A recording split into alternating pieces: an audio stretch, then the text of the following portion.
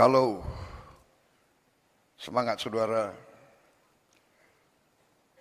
sungguh-sungguh berasal dari kalbu saudara-saudara sekalian yang paling dalam, masa depan bangsa kita, saya yakin aman dan saya yakin kita akan berhasil.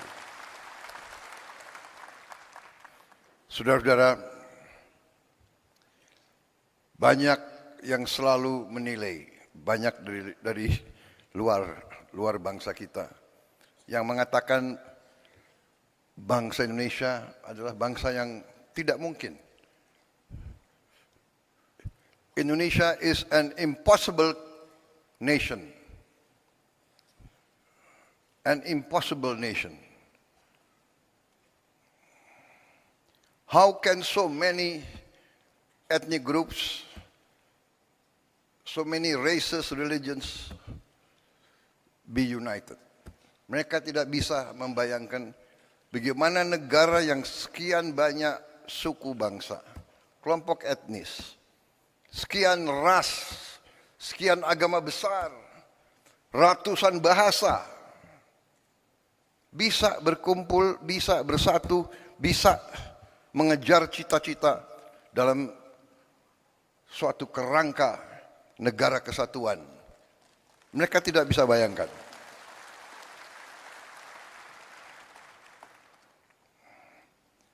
Dan terus terang aja, kita sebagai pemerintahan dari tingkat terpusat sampai tingkat paling dekat sama rakyat, kita harus faham benar peran kita, tugas kita sebagai pemerintahan, sebagai pimpinan rakyat. Bangsa kita, rakyat kita adalah rakyat yang baik, rakyat yang ingin hidup dalam ketenangan dan dalam keadaan harmonis. Mereka berharap, bahkan mereka mendambakan selalu pemimpin yang baik, pemimpin yang adil, pemimpin yang jujur, pemimpin yang bekerja untuk kepentingan rakyat semuanya, bukan segelintir orang. Bahkan mereka tidak suka pemimpin yang hanya memajukan kepentingan pribadinya saja. Ini saudara-saudara adalah harapan semua rakyat kita. Dan hari ini bagi saya adalah suatu kesempatan yang baik bahwa saya bisa bertatap muka dengan hampir bisa dikatakan 99% pemerintah Republik Indonesia dari tingkat pusat sampai tingkat daerah. Saudara-saudara, saya katakan tadi kita dianggap negara yang tidak mungkin. The impossible country, the impossible nation.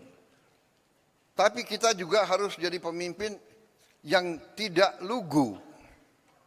Kita harus jadi pemimpin yang waspada.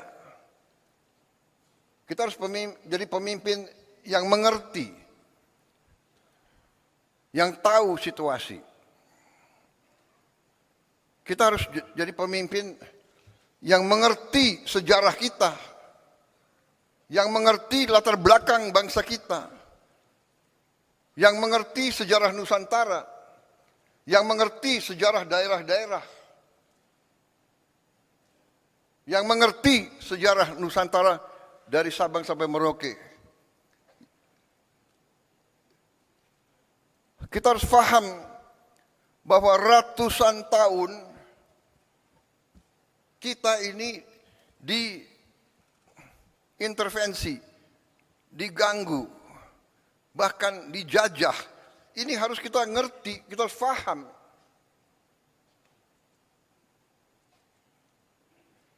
Mereka yang melupakan sejarah akan dihukum oleh sejarah.